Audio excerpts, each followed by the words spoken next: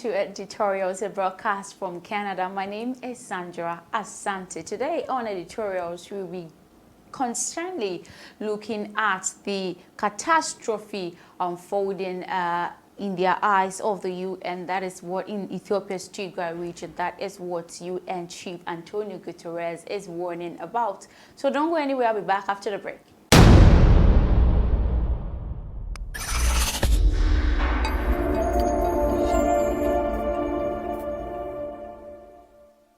You're welcome back from the break. Thank you so much for joining me again. Antonio Guterres warned that a humanitarian catastrophe is unfolding before their eyes. The unity of Ethiopia and the stability of the region are at stake.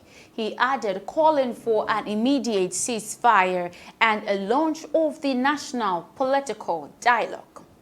Outlining the severity of the situation, the UN chief said the military front lines in Tigray have reached the region of neighboring Amhara and Afar.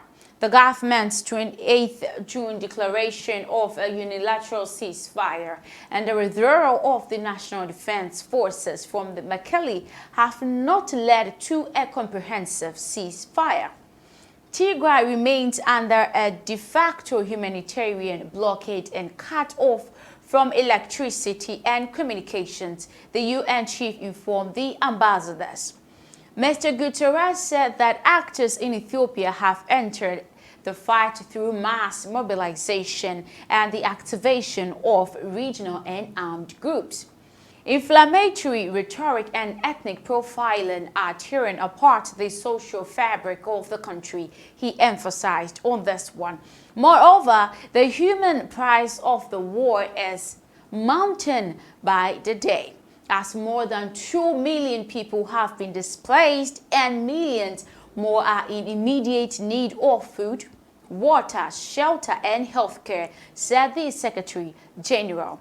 At least 400,000 people are living in famine-like condition, with the UN's Children's Fund UNICEF warning that 100,000 faces severe acute malnutrition within the year. Amid all this report of sexual and gender-based violence, refugee camps have been destroyed and hospitals looted.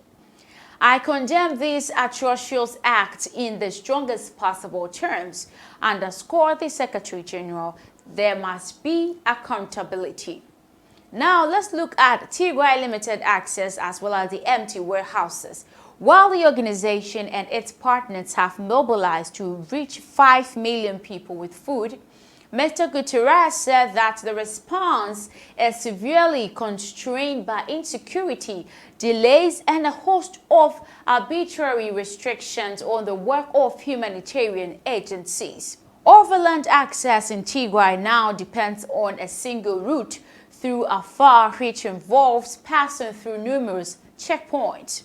At the same time, although agencies required roughly 100 trucks worth of assistance to reach Mekelle every day, no truck have arrived for over a week. Warehouses are now empty, the UN chief lamented. So beyond Tigray, the conflict in Afar and Amhara has displaced reportedly 300,000 more people, he said. Events that have unfolded alongside efforts to maintain border support across Ethiopia in response to intercommunal violence, flooding, and locust infestation. Mr. Guterres said the fighting has drained $1 billion from Ethiopia's coffers, while noting that debt is mounting. Credit access is drying up. Inflation is on the rise, and the country is suffering from the 5th highest incidence of COVID-19 cases on the continent.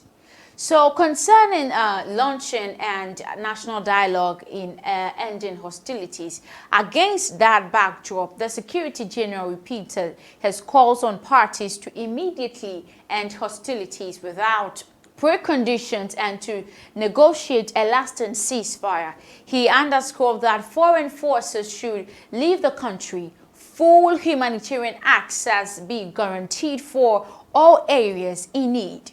public services restored, and conditions created for an inclusive national political dialogue to address the causes of the conflict and ensure Ethiopian voices direct the pathway to peace.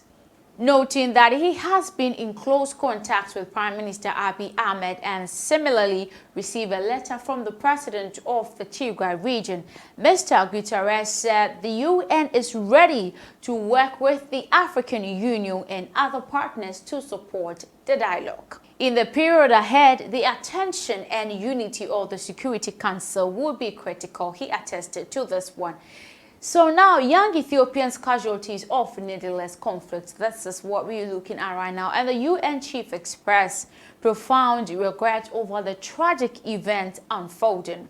It is heartbreaking to see many young Ethiopians being instrumentalized and mobilized in a war effort with their energies channeled into a path of division and destruction rather than one of building a better future for all Ethiopians, he said, calling them the ultimate casualties in the needless conflict.